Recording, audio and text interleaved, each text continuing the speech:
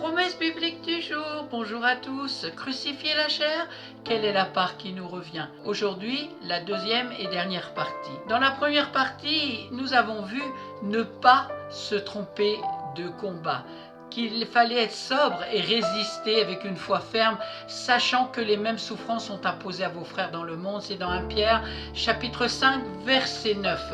Aujourd'hui, soyons intentionnels.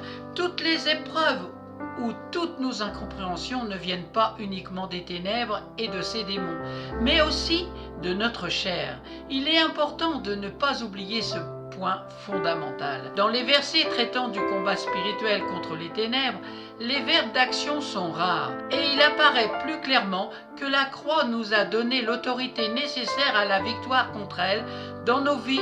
En revanche, concernant notre chair, la Bible regorge de verbes d'action. La langue française est pauvre pour exprimer le sens hébreu. Cependant, il est clair que le combat contre la chair nous demande une action, une motivation, une intentionnalité. Le chrétien a trop longtemps été passif ou se cachant derrière une multitude d'oppressions démoniaques. Non, nous avons notre part et Jésus le dit clairement. 3 versets des évangiles en témoignent. Matthieu chapitre 16 verset 24. Alors Jésus dit à ses disciples, si quelqu'un veut venir après moi, qu'il renonce à lui-même, qu'il se charge de sa croix et qu'il me suive. Dans Marc chapitre 8 verset 34, puis ayant appelé la foule avec ses disciples, il leur dit, si quelqu'un veut venir après moi, qu'il renonce à lui-même, qu'il se charge de sa croix et qu'il me suive. Et dans Luc chapitre 9 verset 23, puis il dit à tous, si quelqu'un veut venir après moi, qu'il renonce à lui-même, qu'il se charge chaque jour de sa croix et qu'il me suive. Et dans Galates chapitre 5 verset 24, il est écrit, ceux qui sont à Jésus-Christ ont crucifié la chair avec ses passions et ses désirs. Paul utilise encore un verbe d'action. Nous devons intentionnellement clouer nos péchés à la croix. Oui, Jésus nous a lavés de nos péchés, mais les habitudes restent, les faux raisonnements parfois transmis de génération en génération restent. Avons-nous pris le temps dans nos prières de demander un renouvellement de notre intelligence? Le Seigneur nous fortifie d'autant plus pour crucifier notre chair si nous sommes conscients de notre condition. Par exemple, nous avons tous 24 heures dans une journée. Si nous procrastinons et ensuite n'arrivons pas à tenir nos engagements, ce n'est pas la peine de demander une délivrance. Il suffit de contraindre sa chair, de dominer cette paresse et de se discipliner, car nous avons un Dieu d'ordre. Si nous sommes colériques et que nous n'arrivons pas à mettre un frein à ce gouvernail qui est notre bouche, alors ce n'est pas non plus la faute des démons, mais notre manque de maîtrise. Il n'y a aucune condamnation pour ceux qui sont en Jésus-Christ, c'est vrai, mais il est nécessaire d'être honnête avec soi-même, afin de nous positionner dans le bon combat. Le combat contre la chair est le plus difficile, mais il n'est pas optionnel pour un enfant de Dieu. Mourir à soi-même n'est pas réservé aux chrétiens matures ni âgés, non.